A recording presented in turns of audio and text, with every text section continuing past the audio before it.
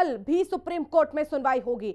आज सुनवाई के दौरान सुप्रीम कोर्ट की बड़ी टिप्पणी, घोषित वक्फ संपत्ति भी डिनोटिफाइड ना हो, कलेक्टर कार्रवाई जारी रख सकते हैं। सुप्रीम कोर्ट की तरफ से यह कहा गया है, बोर्ड में नामित और मुस्लिम सदस्य ही होंगे। तो वक्फ कानून से जुड़ी यह बहुत बड़ी खबर इस वक्त की, जिसमें वक्फ कानून पर कल भी अब सुप्रीम कोर्ट में सुनवाई होगी।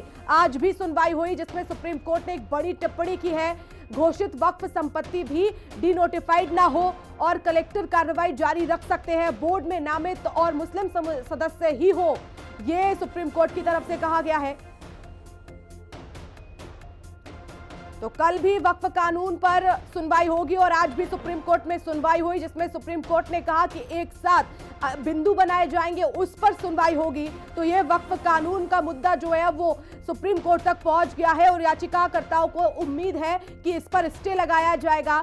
याचिकाकर्ता इसमें संशोधन की मांग भी नहीं कर रहे, सीधे स्टे लगाने की मांग कर रहे हैं। लेकिन अब ये कानून जो है वो राष्ट्रपति के साइन के बाद कानून का रूप ले चुका है, लेकिन अब देखना है कि आखिर इस मामले में सुप्रीम कोर्ट में क्या होगा। और इसी पर हमारे साथ ज्यादा जानकारी के लिए जुड़ गए हैं सौरभ उपाध्याय जी, इनपुट एडिटर हैं। सर, वक्फ कानून को लेकर मामला अब सुप्रीम कोर्ट पहुंच चुका है और महत्वपूर्ण सुनवाई सुप्रीम कोर्ट में आज भी हुई और कल भी होगी। ये जो पूरा मामला सुप्रीम कोर्ट में पहुंचा है, इसे हम कैसे समझे, क्योंकि याचिकाकर्ता इसे सीधे सीधे स्टे लगाने की मांग कर रहे हैं। वर्षा, देखिए, सबसे पहले तो मैं आपको बताऊं कि सुप्रीम कोर्ट ने आज की पूरी हियरिंग में सबसे ज़्यादा हिंसा पर लेकर अपनी चिंता जताई और उसने सुप्रीम कोर्ट का कहना था कि जो हिंसा हो रही है वो वाकई में सबसे ज़्यादा चिंताजनक है। संजय खन्ना सीजीआई ने तमाम तरीके के सवाल दूसरे पक्ष के सामने रखे और ये जानने की कोशिश करी। उन्होंने तुषार मेहता सॉलिसिटर जनरल जो है उनसे ये सवाल किया कि जिन हिंदू लोगों को आप वक्फ बोर्ड में लाने की बात कह रहे हैं, क्या हिंदू ट्रस्ट में भी मुस्लिमों की एंट्री की जाएगी। तो इस तरीके के तमाम ऐसे सवाल, अभी बहस चल रही है और कल अंतरिम आदेश 2 बजे तक आएगा। कल दोबारा से इस पर सुनवाई की जाएगी। वर्षा, बिल्कुल सौरभ जी, और ऐसे में जाहिर तौर पर ये सवाल खड़ा हो रहा है और कहीं ना कहीं इस पर अब जो हिंदू ट्रस्ट में भी मांग की जा रही है कि क्या वहां पर भी मुस्लिम समुदाय से जुड़े लोगों को एंट्री दी जाएगी। तो तमाम सवाल है, लेकिन सबसे बड़ा सवाल यही कि याचिकाकर्ता सीधे इस पर स्टे लगाने की मांग कर रहे हैं। वो ये भी मांग कर सकते हैं कि आप इसमें संशोधन कर दीजिए, लेकिन उन्हें वो कानून चाहिए ही नहीं।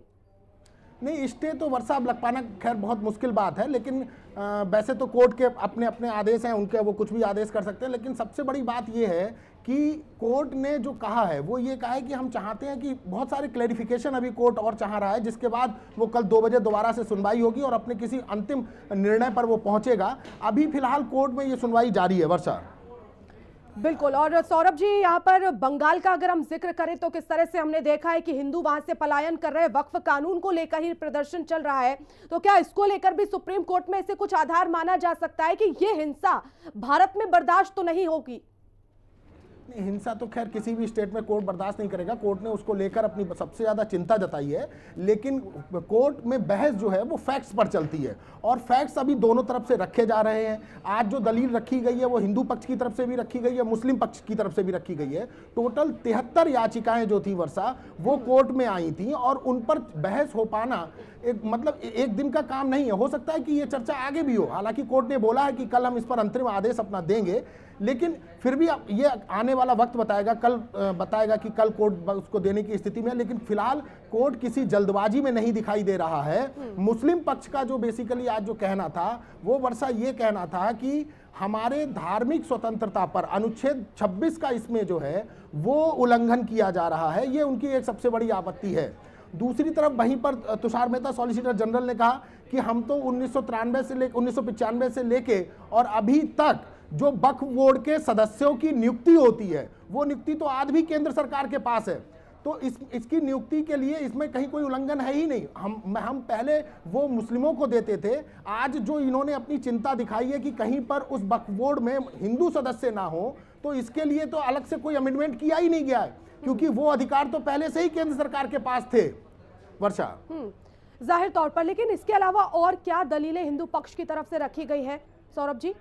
हिंदू पक्ष की तरफ से वर्षा, दरअसल सबसे पहले उन्होंने ये कहा है कि किसी भी तरीके के संपत्ति के नियमन की बात है, मतलब हो सकता है संपत्ति जो है वो धर्मनिरपेक्ष हो सकती है, उसके बोर्ड के सदस्यों को लेकर आपत्ति दी गई है। तो कोर्ट ने भी ये बात मानी है कि कोई भी संपत्ति जो है वो धर्मनिरपेक्ष हो सकती है। आप किसी भी संपत्ति को जो कि वक्फ की संपत्ति है उसको आप कैसे कह सकते हैं कि केवल ये मुसलमानों का है, हालांकि वो मुस्लिम पर्सनल लॉ बोर्ड के अपनी अपनी दलीलें हैं।